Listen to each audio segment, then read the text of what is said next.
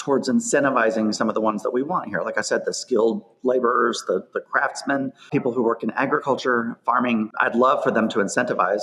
They're going to do it racially, Robin. Like, sorry to be the liberal here, but they're going to do it on race. I was going to say, I hope they don't like it's just people from Norway. They're going to put They're going to put ads up for construction workers in Poland and be like, you want to be an American? Like, you know, I mean, they're going to make it super racist, like, obviously. I was thinking it. I wasn't going to say it. You said what it was. I think you read my mind. Yeah. So, you know, it was a problem. And I'll be the first to admit, I was on TV saying some of the Democratic talking points that, no, the border's not open. It's secure. No, we really did have serious issues. We weren't taking you seriously anyway, Robin.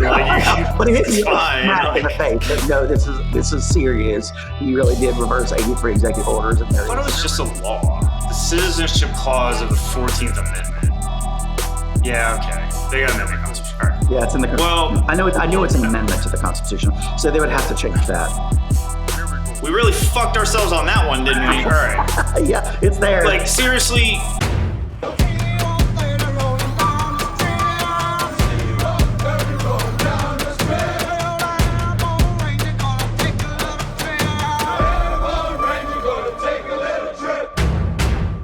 Hi, everybody. This is John back from Real Veteran News, and I'm here with good friend and fellow Army veteran, Robin Byro. How are you doing, Robin? Doing well. How about you? Happy Friday. Yes, happy Friday to all. Well, working on different format here. Going to do one veteran, one topic, keep it a little bit shorter, keep it focused. And topic is the upcoming probably like deportation campaign. But before that, Robin, would you like to take a moment to introduce yourself?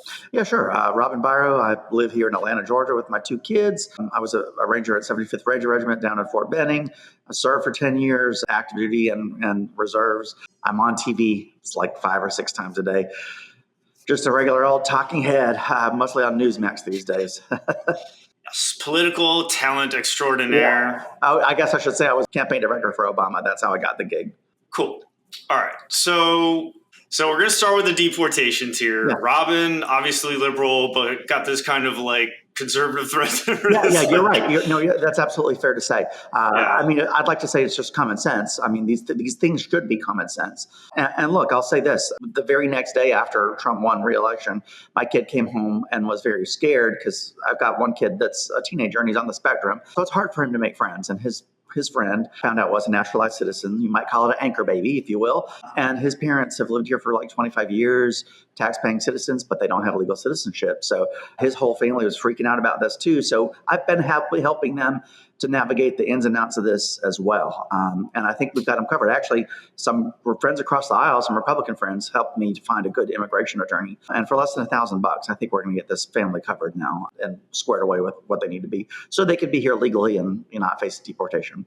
Good. I think a lot of us have personal stories with immigration affecting people around us or our lives. Yeah. So, all right. So obviously immigration important, but Trump won and, the Democrats lost the Senate and the House and it's just like catastrophe, right? So basically I think the first person he pointed was this Tom Homan guy for the border czar, but I think that it's not just the border because it's really like a euphemism for like mass deportation, right? I mean, he's going to be the one directing this. He's kind of like the senior border patrol, like most respected. I mean, cop's cop type guy. I can go into it a little bit here. I did a little like article reading on him.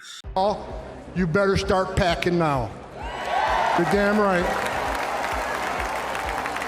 Because you're going home. He's 62. He started off in the NYPD and then he moved to the Border Patrol. He essentially worked his way up. I assume he's well respected and everyone likes him and the Border Patrol and the ICE people like him. And Trump obviously likes him. And he had apparently retired before Trump came in the first time. He came out of retirement for Trump the first time, and then they believed that the border was secure and that things were under control, and then it was the best that it had ever been right before Biden came in. Then Biden came in and was like, woo, just went willy-nilly with it. And, we know there's millions of people that came in. We saw it all on TV and everything. And then so he's obviously sitting at home, retired, like pissed off. Now Trump got elected. Trump calls him up. He says, like, I've talked so much shit, I have to do this. You know what I mean? Sure. And so Another message to the criminal cartels in Mexico. You smuggled enough fentanyl across this country to kill 148,000 young Americans. You have killed more Americans than every terrorist organization in the world combined. And that's when President Trump gets back in office. He's going to designate you a terrorist organization, and he's going to wipe you off the face of the earth. You're done. You're done. the ICE people are excited. Trump's obviously excited. In that interregnum during the Biden, he was a Heritage Foundation, Project 2025. Absolutely. And he said a lot of stuff, and he's basically figuring out about how they're going to do this right now. So it's been a few days. So based off of all that, what do you think about it so far? There are a lot of moving pieces to this puzzle here. And I'll just tell you some of the things they've thrown at me on TV, for example, are questions about how exactly this is going to work. And it's a little bit difficult to tell right now, but you can tell Stephen Miller has been instrumental in Trump administration the first go around, and he's going to be instrumental this time too. So what Stephen Miller has said is that you've already seen Democratic governors, blue states, California specifically, saying that they're not going to abide by these orders. And then when pressed with that, Stephen Miller said that their answer to that will be there's a couple things in the mix here. First, they're going to cut federal funding for those states, and sure, play with their pocketbooks. Then you've got a states' rights issue. Do states have the right to govern as they see fit without federal overreach? Yes, but then they're also breaking federal laws. So that's why Stephen Miller has now said that their answer to this will be to activate National Guard troops in red states to invade blue states like California and New York, who might not cooperate with activating the National Guard forces to deport these individuals. And that's the best I can ascertain right now, is that they're planning on using some of the National Guard forces. In addition, some of my friends who are currently serving in the National Guard, South Carolina, my home state, have already been briefed on this. They expect that it's incoming. I just see a shitstorm if red states actually start invading blue states. All right. I kind of want to talk about Homan. Do you have anything to say about specifically about this Homan guy and his background? He's very competent. He's well respected in the field. And yeah, I'm a Democrat, but I'm common sense, and people do need to immigrate here legally. It's a fact that Biden did reverse 83 executive orders from the Trump administration of over 400 that pertain to border protection. So, it was a problem. And I'll be the first to admit, I was on TV saying some of the Democratic talking points that, no, the border's not open, it's secure. No, we really did have serious issues. We weren't taking you seriously anyway, Rob. But it's fine. In the face. But no, this is serious. He really did reverse 83 executive orders, and there are problems. I mean, we had record apprehensions of, say, fentanyl, stuff like that. So, but it's been a mess, and I think that's part of the reason we lost. I think this guy is very well qualified, and honestly, I'm kind of glad that he's on the job and out of retirement. I just wish that Stephen Miller would maybe stay out of it, because he's starting to scare me with some of the stuff he's starting to say. Stephen Miller is scary. Tom Homan, I think Tom Homan, out of all the people that Trump's picked, is the most logical and the most sound pick out of anybody so far.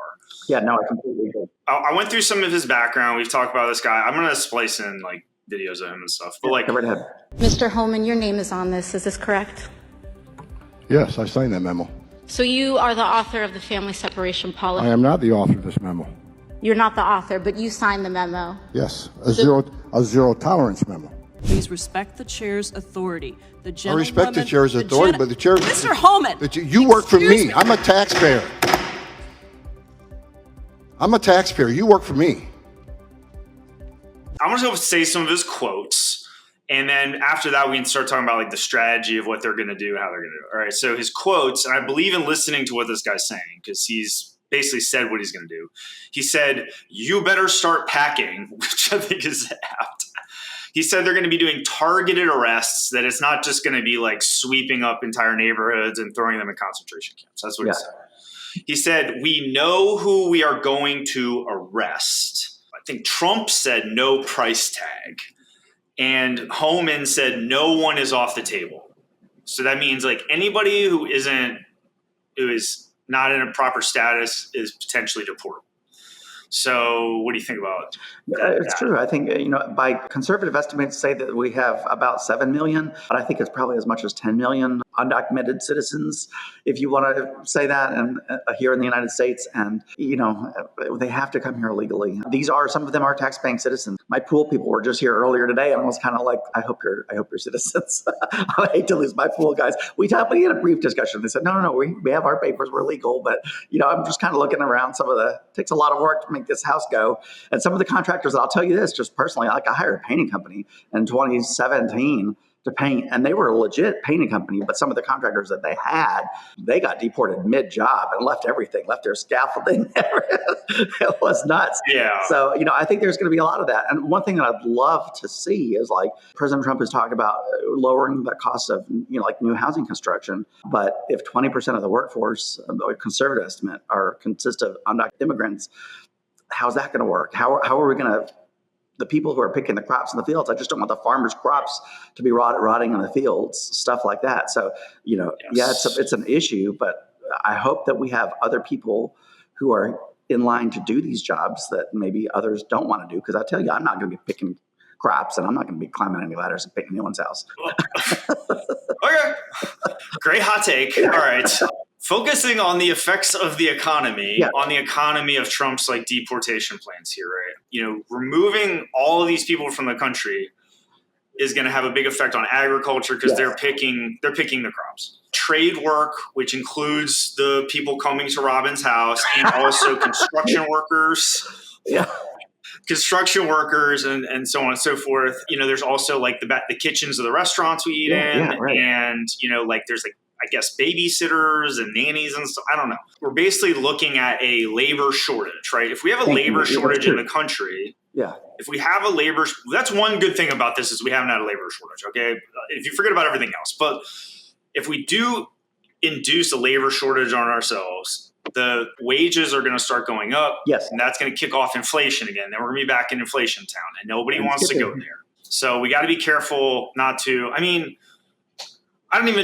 this is so complicated to say who should be deported and who shouldn't, but I'm just saying that if they deport too many people, it could fuck up the economy. Definitely. Yeah, no, that's very real. And I'm glad you brought that up about some of the later and skilled tradesmen. But there are always people wanting to immigrate to the United States. I'd like to see that process streamlined. The service said the Biden administration got too lax and made that process a little bit easier. But I honestly would like legal immigration to be a little bit easier. I still want them vetted, make sure we're not having gang members and stuff like that here. But by all means, if skilled tradesmen want to immigrate here, let's speed that process up. And if people who want to pick fruit want to immigrate here, my God, we've got to speed that process up.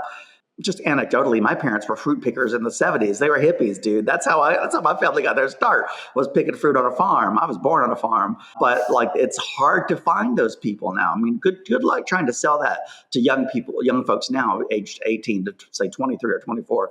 Good luck trying to tell them that they need to go out in the orchards and pick fruit and vegetables. And you're right. If there is a shortage, as we predict, then it's going to drive the costs, the wages up. I know right now, just where I live, minimum wage is $7.25. But I think all the fast food restaurants where I live are offering about $15 an hour right now because of labor shortage. So I think that's probably what they're going to be looking at in the agricultural industry and construction industries as well. We've got to balance that out to make sure that we don't trigger inflation again. We're just now climbing out of it. Last time I checked, it was 2.44%.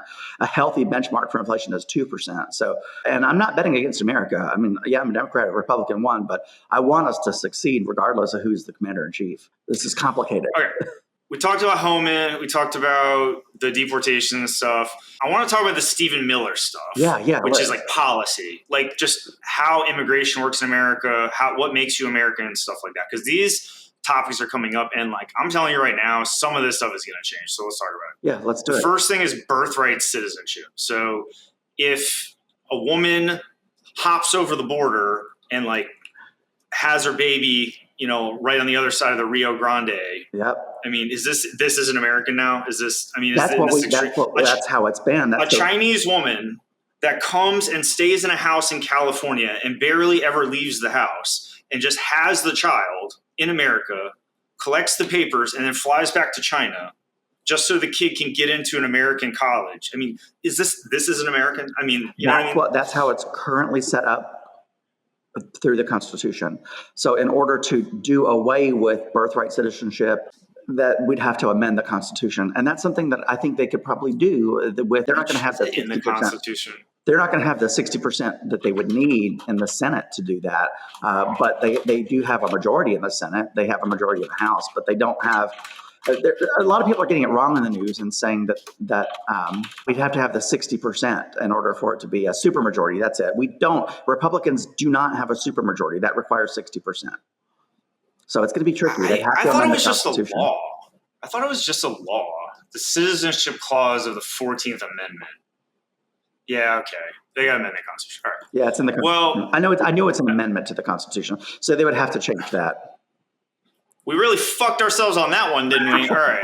Yeah, it's there. Like, seriously, you should have to have one American parent. I mean, this is ridiculous. Yeah, You know what I mean? that's just the way it's been. So It's like if you've been here a long time, you had two foreign parents, you've been here a long time, okay, like you put in some papers or whatever, but like this idea that these people just come here and they're exploiting it. I mean, it is exploitative, and that's the way it's been for decades now, and it probably needs to change. That's why, like my son's friend was freaking out because he's here by birthright citizenship, anchor baby, if you will, and they're talking about doing away with that. So he also would have to get deported if they were to succeed with getting that amendment to the Constitution stricken.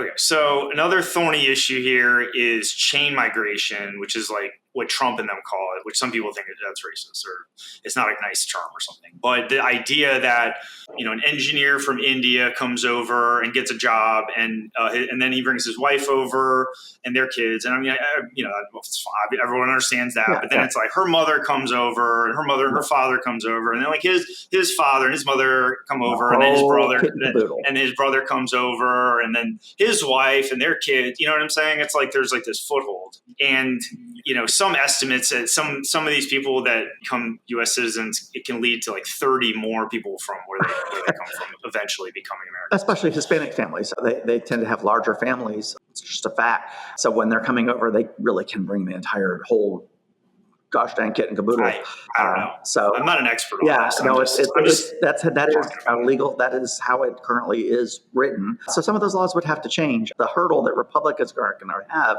like I said, is that they don't have a supermajority right now. So they're going to have to find some Democrats who are willing to vote for some of these things to get the 60% needed to say change a constitutional amendment. Even with the illegal immigrants and stuff like that, like old people coming to America, that doesn't matter. I mean, let's send all the old people. I mean, as long as they can pay their bills and stuff, it doesn't matter. They're at the end of their lives. Like, they're not messing up the economy. That's probably actually good because they'll spend their foreign money in America or whatever. Yeah. That doesn't matter. No one cares about children really, because if they go to American school, they'll grow up speaking English and they'll be like partially American enough to like intermix with all of us anyway. Right.